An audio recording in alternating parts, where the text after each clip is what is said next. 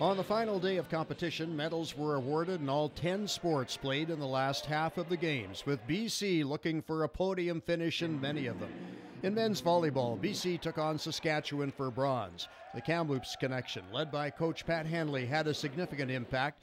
Sahali grad number 7 Matt Lofgren, along with number 5 Brad Gunter and number 13 Nick Ballas, both freshmen with the TRU Wolfpack this fall, led the way. Gunter had a team-high 13 kills and 4 service aces. Lofgren, who will be playing for the Seitz Trojans next season, had 10 kills and 2 aces. And Prince George product Nick Ballas had 9 kills. As Team BC scored a straight sets win, 25-13, 25-18, 25-17 to win the bronze medal against Saskatchewan. Meanwhile, the BC women's team took on Manitoba in the gold medal game, and after dropping the first set, BC swept the next 3. They win 3-1. They lay claim to the top of the podium and the gold medal in women's volleyball. At MacArthur Island, it was BC against Manitoba for the women's soccer gold medal.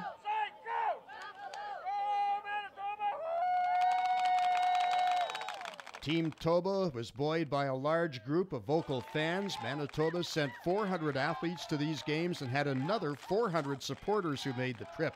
But Team Toba found itself trailing the host team 2-0 at the half.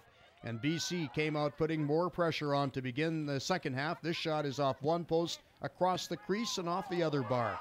It was a physical and sometimes intense battle for gold, producing 7 yellow cards against BC and 2 for Manitoba. And it was one of those that produced a Team Manitoba chance. But it was BC that came back up the field and scored for a 3-0 lead. Would it be enough to break the Bison?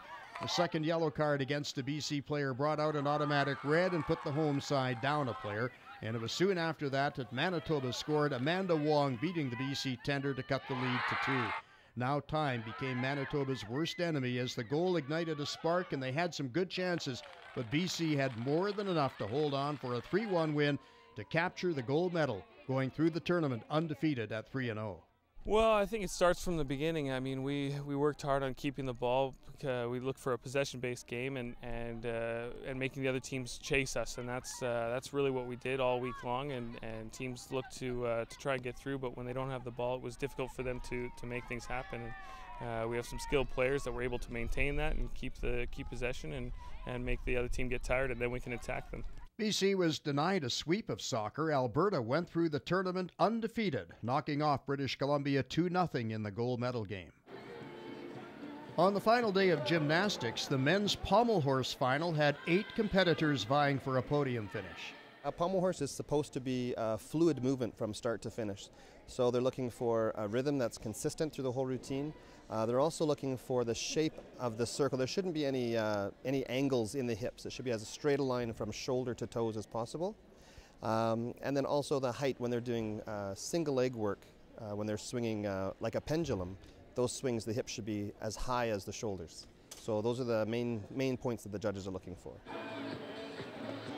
BC added to its gold medal count with 13-year-old Nicholas Garfias from Abbotsford finishing first. Nicholas counts as his hobbies and interests lizards, with a preference to geckos and bearded dragons, and the Rubik's Cube, and obviously the pommel horse. This was his 4th gold medal of the Games. While the pommel favors technique over muscle, strength elements weigh hugely in the judges' scoring on the rings. Gymnasts will take deductions for having bent arms or for excessive swinging of the cables during the routine. The gold medal on the rings went to Luke Stretch from Alberta, with Cameron Stanley of BC winning bronze.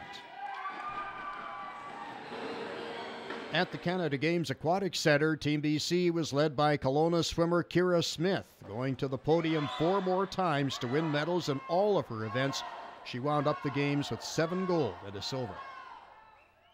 In some of the other gold medal events in the final day of the games, women's field hockey had a thrilling finish. The only goal was in the 41st minute, scored by BC's Samantha McComb. Alberta pulled off an ice hockey move by lifting their goaltender late, but they couldn't force extra time. And at rugby, where they played short games of 7-minute halves, BC was still able to produce some big numbers, beating Saskatchewan 41-5 in the final. In badminton, combining singles and doubles for both men and women and mixed doubles, BC took gold, Alberta silver, and Manitoba the bronze.